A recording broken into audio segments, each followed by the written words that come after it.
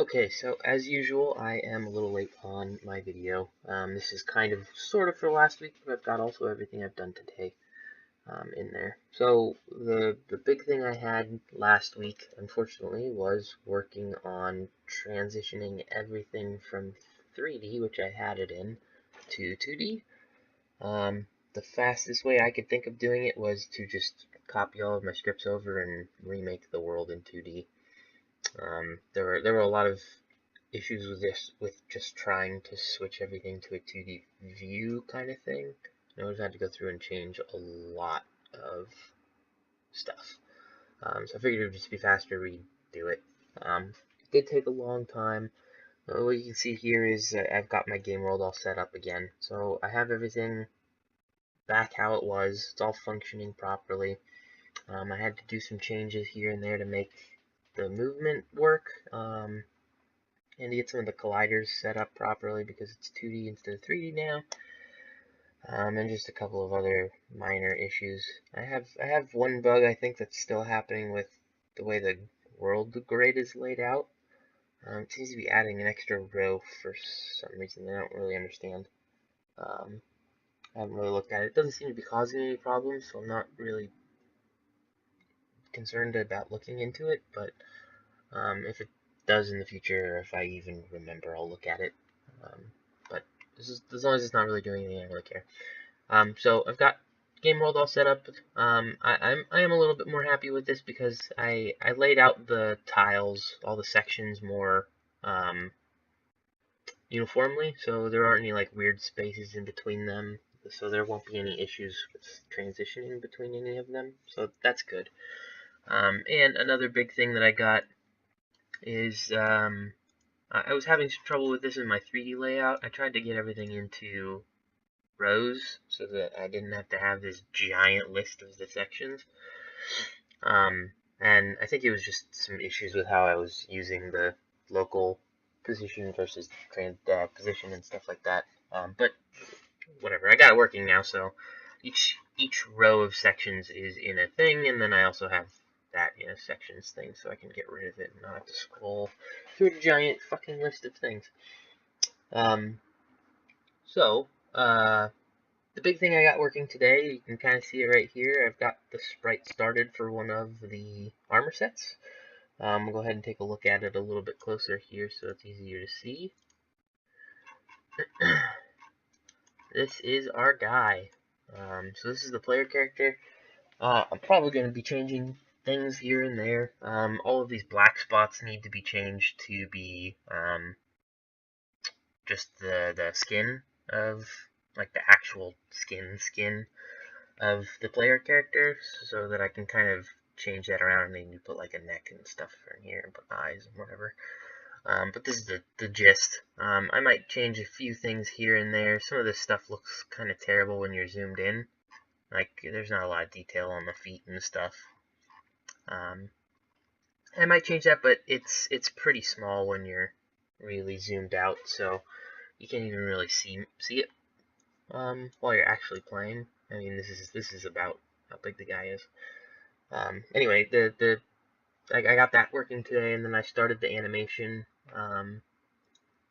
for while you're playing, and I have a very simple, basic animation working, and it's mostly just as a test.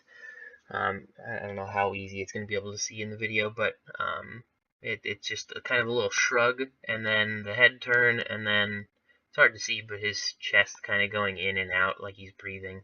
So it's just the idle animation. And I might tweak and mess around with that, but it's fine for now. And then I just set it up so you can move around, and it's not actually playing the idle animation while you're moving. I'm going to have to mess around with the speed, because it's probably even more terrible in the video, but it looks pretty ridiculous while you're moving around here. It's very off-putting.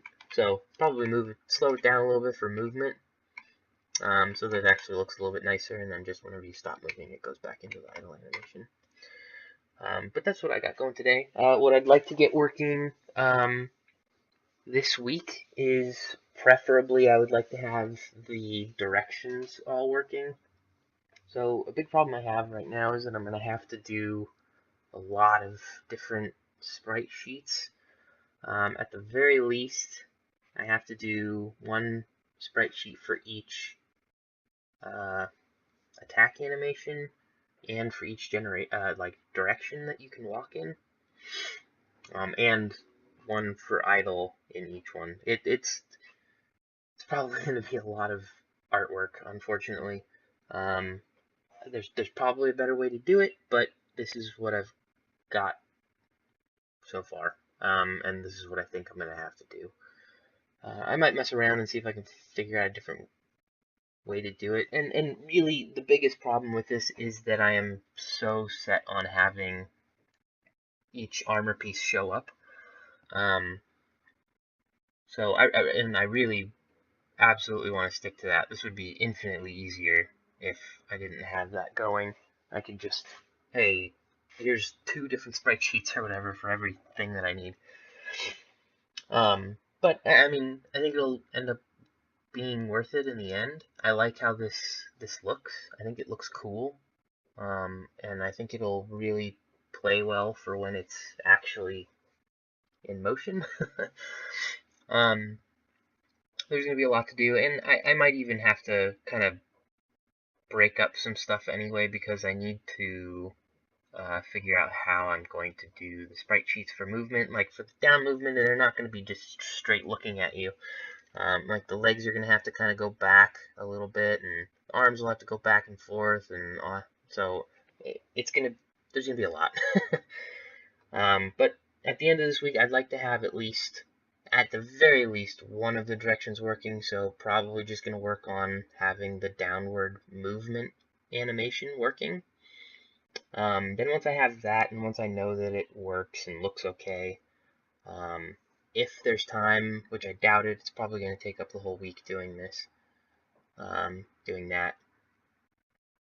I'd like to make an enemy, just a really simple, kind of the typical RPG slime enemy. That'll just kind of bounce along slowly towards wherever you are, and then just put a couple of those and have them have drops and spawn in and stuff. So yeah, at the very least, I'll have that working by next week.